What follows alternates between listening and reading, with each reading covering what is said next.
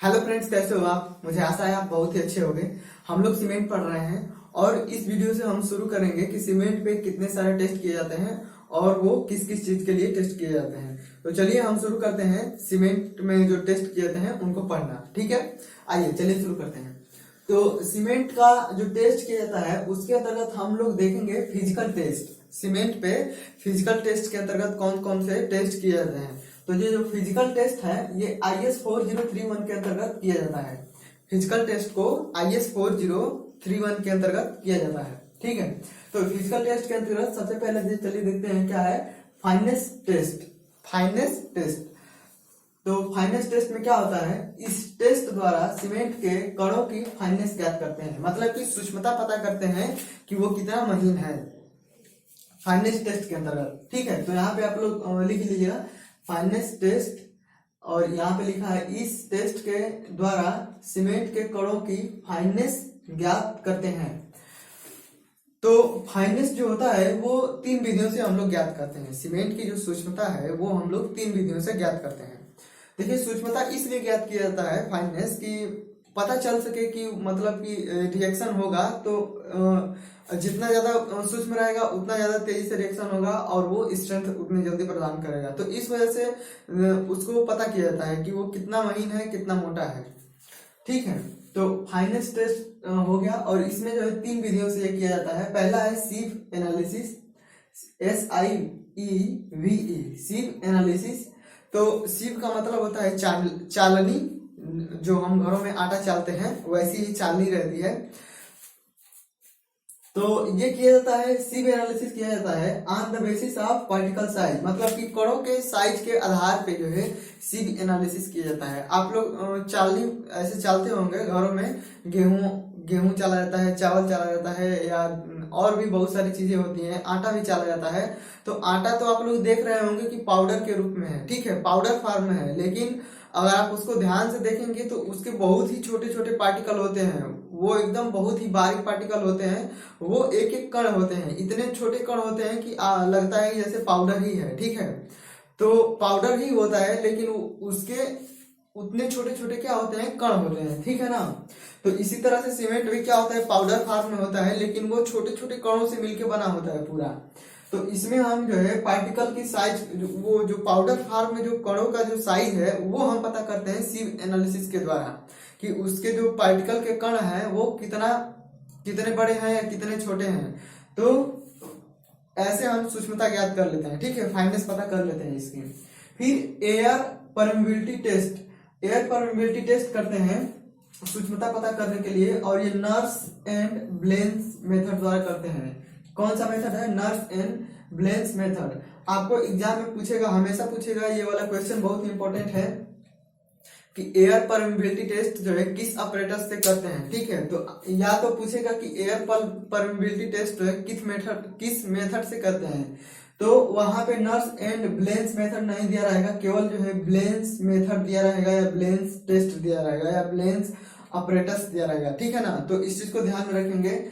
Air permeability test, air permeability test में ये चीज बहुत इंपॉर्टेंट है, किससे किया जाता है, किस मेथड से किया जाता है और कौन सा ऑपरेटर्स यूज होता है। तो यहाँ पे ब्लेंस मेथड, ब्लेंस ऑपरेटर्स और ब्लेंस मेथड द्वारा यूज किया जाता है, तो ये चीज ध्यान में रखेंगे।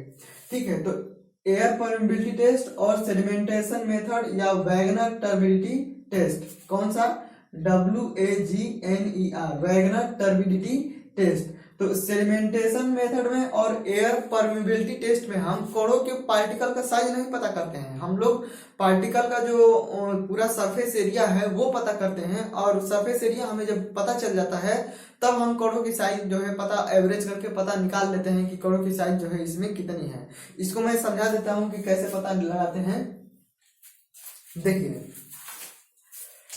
कणों की साइज पता करने के लिए एयर परमेबिलिटी टेस्ट और सेडिमेंटेशन मेथड में या वैगनर मेथड में क्या करते हैं कि कणों का जो सरफेस एरिया है वो पता करते हैं। ठीक है ना, तो मान लीजिए कि आप अगर हम पहले पार्टिकल साइज एनालिसिस कर रहे हैं, पहले मान लीजिए कि कणों का साइज हमें पता है। ठीक है, तो पार्टिकल साइज एनालिसिस में हमें मान लीजिए कि कणों का साइज पता है, तो ये एक क्यूब हो गया। ठीक है, तो इस क्यूब का जो है हमको साइज पता है, मान लीजिए ये कितना हो गया 2 mm, ठीक है ना, 2 mm का ये साइज क्यूब है। और इसका सरफेस एरिया भी हम ज्ञात कर लेंगे। तो सरफेस एरिया अच्छे से मान लीजिए हमको पता हो गया इसका, 2 mm नहीं मानिए, मान लीजिए बड़ा सा मान देते हैं कि आपको समझ में आए। मान लीजिए 5 सेंटीमीटर है, ठीक है, 5 सेंटीमीटर का ये क्यूब है। तो 5 सेंटीमीटर का ये क्यूब हो गया। तो इसकी साइज पता है हमको कि 5 सेंटीमीटर क्यूब, 5 सेंटीमीटर साइज का ये क्यूब है। और इसका जो सरफेस एरिया है वो हम पता कर लेंगे। सरफेस एरिया मतलब कि इसके चारों तरफ का क्यूब है ना, तो क्यूब है तो इसके चारों तरफ का सरफेस एरिया हो जाएगा। तो ये ऊपर का हो गया, एक का निकाल लेंगे तो हम इसके कितने फलक होते हैं, 6 फलक होंगे, तो 6 का निकाल लेंगे, ठीक है, 1 2 3 4 5 6, तो 6 फलक होंगे। और एक का हम निकाल के और 6 का गुणा कर देंगे, समझ रहे हैं। तो 6 इंटू सरफेस एरिया, टॉप का मान लीजिए, टॉप ही का है, तो 6 इंटू और सरफेस एरिया से गुणा कर देंगे तो हमें इस कण का सरफेस एरिया पता चलेगा और हमें साइज भी पता है, ठीक है। तो अब मान लीजिए कि 5 सेंटीमीटर क्यूब के बहुत सारे पार्टिकल आ जाएं, ठीक है, बहुत सारे पार्टिकल आ जाएं, तो हम बहुत सारे पार्टिकल हो जाएंगे तो उन बहुत सारे पार्टिकल का क्या होगा, सरफेस एरिया भी होगा, ठीक है ना, सरफेस एरिया होगा। तो अगर हमको बहुत सारे, इतने सारे 5 सेंटीमीटर क्यूब के पार्टिकल मिल गए, कण मिल गए या छोटे छोटे क्यूब भी मिल गए, हमको उनका साइज नहीं पता है, हमको उनका सरफेस एरिया पता है, बस केवल क्या सरफेस एरिया पता है। तो एक जो ये वाला जो पार्टिकल है इसके सरफेस एरिया से भाग दे देंगे तो हमको पता नहीं चल जाएगा कि उसमें कितने कण हैं, और कितने कण है पता चल जाएगा, और फिर कणों की साइज हमें पता चल जाएगी, क्योंकि हमको पता है कि एक कण का सरफेस एरिया कितना है, ठीक है। तो इससे हम पता कर लेंगे। तो ठीक वैसे ही क्या किया जाता है, इसमें कणों का जो है सरफेस एरिया कैलकुलेट किया जाता है। अब जब सरफेस एरिया कैलकुलेट हो जाता है तो अब हमें पता है कि इतना सूक्ष्म कण है तो उसका सरफेस एरिया इतना है। जैसे कि ये एक पार्टिकल है तो इसका सरफेस एरिया इतना है, हमें पता है। तो ठीक वैसे ही इस वाले मेथड में क्या किया जाता है कि कणों का सरफेस एरिया कैलकुलेट कर लिया जाता है। अब सरफेस एरिया जितना ज्यादा होगा कण जो है उतने छोटे होंगे। आप इस चीज को समझ रहे हैं। जैसे कि ये 5 सेंटीमीटर का ये क्यूब है, तो अगर मैं इसी को काट दूं, अगर मैं इसी को काट दूं, 4 भागों में बांट दूं, ठीक है, 4 भागों में मैंने बांट दिया, तो अब क्या हो गया कि इस क्यूब का साइज क्या होगा कि इतना छोटा हो गया, ठीक है ना। अब इसका सरफेस एरिया क्या होगा, बढ़ जाएगा। सरफेस एरिया मतलब चारों तरफ का एरिया क्या होगा, बढ़ जाएगा ना। अब देखिए, अब यहाँ से हमने काट दिया तो ये अंदर वाला भी, इधर के अंदर वाला भी दिखने लगेगा, फिर से इस नीचे वाला भी दिखने लगेगा। अब इतना बढ़ गया इसमें, फिर इतना इसमें, फिर इतना इसमें, और फिर इतना इसमें, समझ रहे हैं। तो ये सरफेस एरिया क्या हो गया, बढ़ गया। तो अगर तो कणों की साइज छोटी होगी तो सरफेस एरिया क्या होगा, बढ़ेगा, और कणों की साइज बड़ी होगी तो सरफेस एरिया क्या होगा, छोटा होगा। तो अगर इसमें हम कैलकुलेट करते हैं, अगर कणों की सरफेस एरिया बहुत ज्यादा आ गई तो हम मान के चलते हैं, हम लोग ऐसे पता लगा लेते हैं, तो उसमें पता चलता है कि कणों की जो साइज है वो छोटी है। अगर कणों का सरफेस एरिया कम आ रहा है यानी कि कणों की साइज क्या है, बड़ी है। तो एयर परमिबिलिटी टेस्ट और सेडिमेंटेशन मेथड में हम कणों की सरफेस एरिया कैलकुलेट करते हैं और उसके आधार पे हम कणों की साइज को बताते हैं, ठीक है। यहाँ पे मैंने लिख दिया है, आप लोग इसको लिख लेंगे। और ये वाला जो है बहुत ही इंपॉर्टेंट है। अब चलिए देखते हैं सीव एनालिसिस में क्या किया जाता है, ठीक है। मैं बस आपको केवल एग्जाम में जो पूछा जाता है वही बता देता हूँ, और जो जरूरी है बस वही बताऊंगा, ठीक है। बाकी आपको डिटेल में पढ़ना होगा तो आप जो है बुक से पढ़ सकते हो। तो जो इम्पोर्टेंट है मैं बस वही बताने जा रहा हूँ, ठीक है ना। तो सीव एनालिसिस मेथड में क्या करते हैं कि इसमें 100 ग्राम जो है सीमेंट लेते हैं सीव एनालिसिस मेथड में, और सीमेंट को 90 माइक्रोन की चालनी से चालते हैं, ठीक है।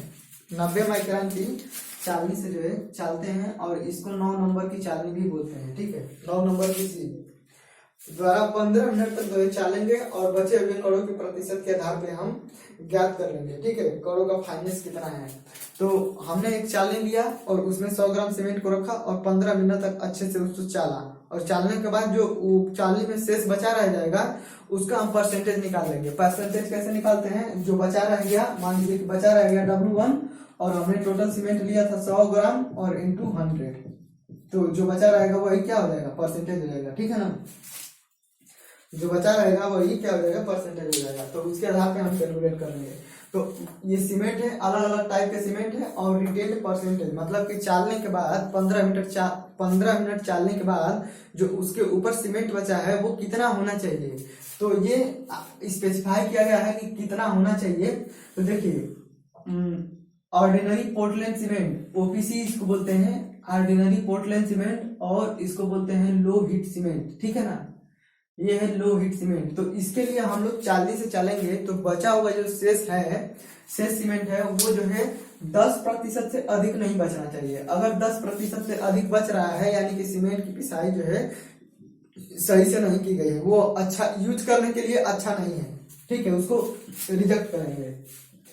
फिर इसके बाद से देखिए, फिर इसके बाद से एसएससी यानी कि super sulphate cement, HAC high alumina cement, RHC rapid hardening cement, और पीपीसी पोर्टलैंड पोज़ोलाना सीमेंट, ये सीमेंट के प्रकार हैं। और अगर ये इस टाइप के सीमेंट है तो इसमें जब हम सीविंग करेंगे यानी कि 40 से चालेंगे तो 5% से अधिक नहीं बचना चाहिए। 5% और 10% का मतलब है कि 5 ग्राम और 10 ग्राम, ठीक है ना। हमने 100 ही ग्राम लिया है तो 5% का मतलब यानी कि 5 ग्राम होगा, और 10% का मतलब 10 ग्राम।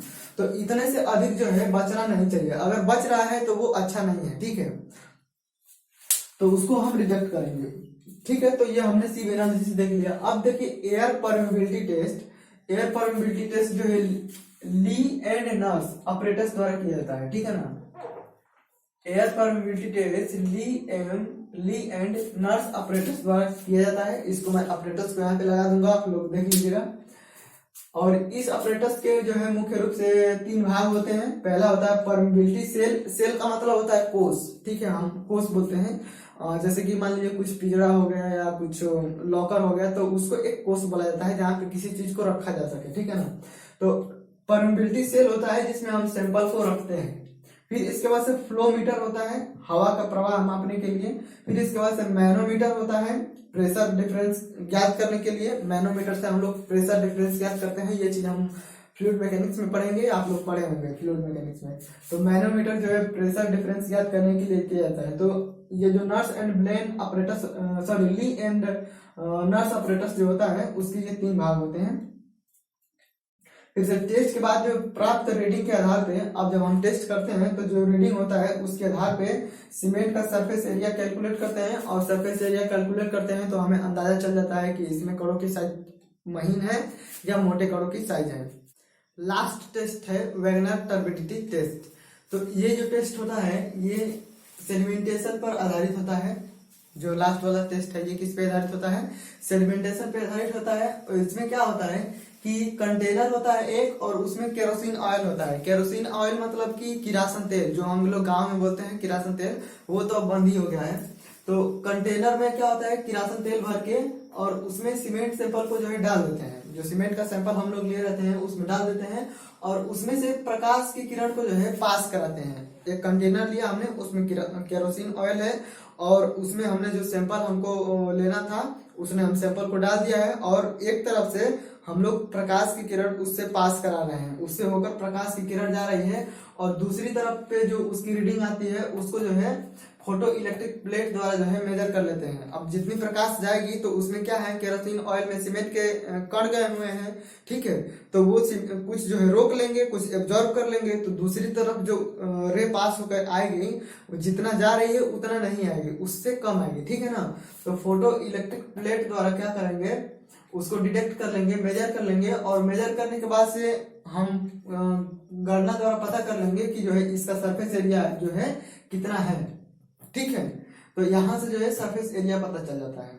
तो इस आधार पे हम उसकी जो है अब सरफेस एरिया पता चल जाता है तो फिर हमें जो कणों की जो पार्टिकल की जो सूक्ष्मता है वो भी पता चल जाती है। तो हम इसके आधार पे जो है ज्ञात कर लेते हैं। अब एक चीज आती है, समझ लेते हैं उसको कि स्पेसिफिक सरफेस एरिया क्या होता है, ठीक है।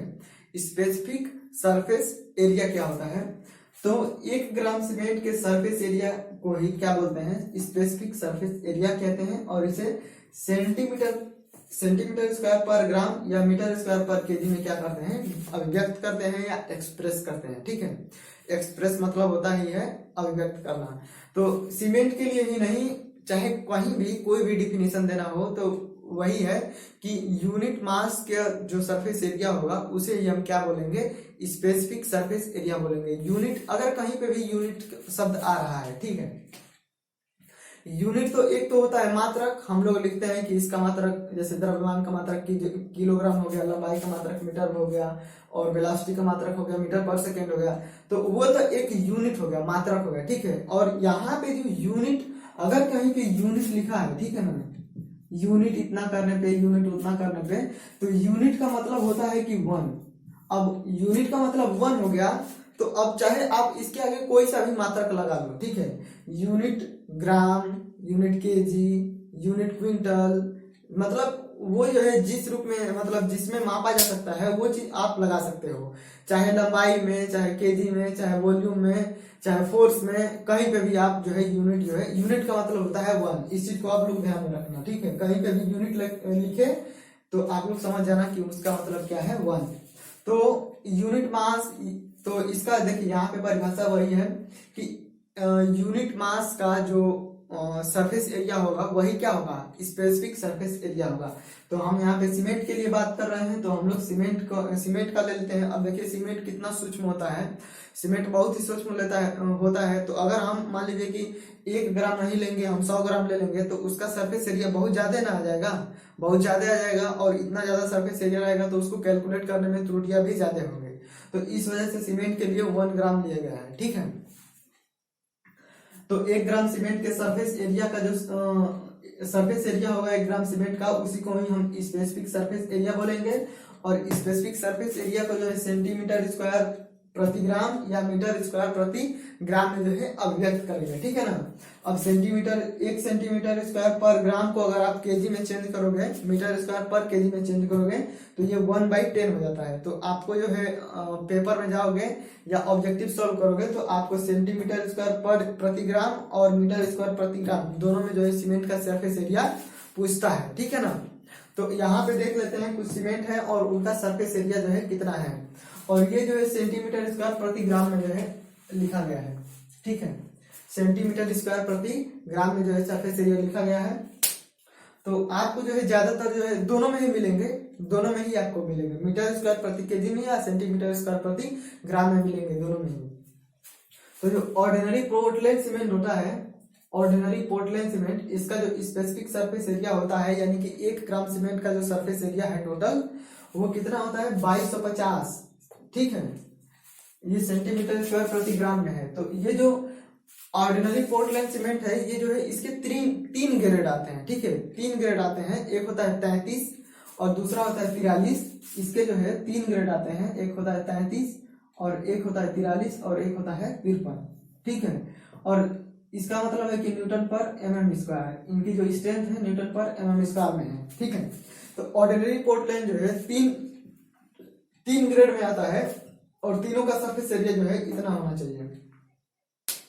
देखिए सरफेस एरिया जो है इसलिए कैलकुलेट किया जा रहा है कि मान लीजिए कि हमने सीमेंट बनाया, ठीक है ना, और सरफेस एरिया, हम लोग सरफेस एरिया के आधार पे क्या पता कर रहे हैं, हम लोग पता कर रहे हैं सूक्ष्मता, फाइननेस ज्ञात कर रहे हैं, ठीक है। तो मान लीजिए कि हमने सीमेंट बना दिया और बैग में भर के जो क्लिंकर था वही सप्लाई कर दिया, तो अब बताइए कि जहां साइड पे यूज होगा जो क्लिंकर है वो इतना बड़ा बड़ा रहेगा, तो वो पूरा रिएक्शन कर पाएगा, जितना दिन में स्ट्रेंथ ग्रहण करना था उतना दिन में वो स्ट्रेंथ ग्रहण कर पाएगा, नहीं ना कर पाएगा, उसको रिएक्शन करने में पूरा ही ज्यादा टाइम लग जाएंगे, तो स्ट्रेंथ ग्रहण करने में और ज्यादा टाइम लग जाएंगे। इस वजह से हम लोग उसकी फाइननेस पता करते हैं कि ये जो है इस टाइप का सीमेंट है, यहाँ पे इस जगह पे यूज हो रहा है, तो इसका कम से कम इतना महीन होना जरूरी है। अगर वो उतना महीन नहीं रहेगा, उतना फाइन नहीं रहेगा, तो वो प्रॉपर तरीके से वाटर से रिएक्शन नहीं करेगा, और रिएक्शन प्रॉपर तरीके से नहीं करेगा तो उसको जितने दिन में स्ट्रेंथ ग्रहण करना था उतने दिन में वो ग्रहण नहीं कर पाएगा, और उसका जो इनिशियल सेटिंग टाइम है वो भी उतने टाइम में पूरा नहीं होगा, तो वो क्या होगा, वो तो हमारी रिक्वायरमेंट पूरा नहीं कर रहा है। इस वजह से हम जो है फाइननेस टेस्ट करते हैं, ठीक है ना। तो ऑर्डिनरी पोर्टलैंड सीमेंट के लिए जो हो गया स्पेसिफिक सरफेस एरिया वो 2250 सेंटीमीटर स्क्वायर प्रति ग्राम, पीपीसी के लिए यानी कि पोर्टलैंड पोजलाना सीमेंट के लिए 3000, रैपिड हार्डनिंग सीमेंट के लिए 3250, लो हीट सीमेंट के लिए 3200 हाई एल्यूमिना सीमेंट के लिए 2250 और हाइड्रोफोबिक सीमेंट के लिए 3500 और इसके बाद से सुपर सल्फेट सीमेंट के लिए जो है 4000 सेंटीमीटर स्क्वायर प्रति ग्राम जो है स्पेसिफिक सरफेस एरिया होना चाहिए। ठीक है, ये मिनिमम है। इससे और अधिक सूक्ष्म है तो हमारे लिए और बेटर है, ठीक है ना, लेकिन कम से कम इतना रहना चाहिए। तो ये जो है सीमेंट का सरफेस एरिया हो गया, आप लोग याद कर लेंगे। ये जो है बहुत पूछता है, ऑर्डिनरी पोर्टलैंड सीमेंट का और फिर से इसके बाद से रैपिड हार्डनिंग सीमेंट का, सुपर सल्फेट सीमेंट का, ये तो कई बार नहीं पूछा है, यही पूछा है। फिर इसका हाई एल्यूमिना सीमेंट का पूछा है। इसमें से आप सभी याद कर लेंगे, आपको तो याद करना सभी है। इसमें जो जो पूछा है मैंने बता दिया। अब आप लोग ये सोच रहे होंगे कि PPC, RHC, low heat cement, high alumina cement, तो इसको हम जो है टेस्ट खत्म करने के बाद जो है वहां पे जो है बहुत सारे सीमेंट के टाइप हैं, उनको सबको पढ़ना शुरू करेंगे। तो इस टेस्ट, तो ये रहा अभी फाइनल टेस्ट खत्म हो गया। अब हम आगे जो है कंसिस्टेंसी टेस्ट जो है शुरू करेंगे। ठीक है, धन्यवाद, जय हिंद।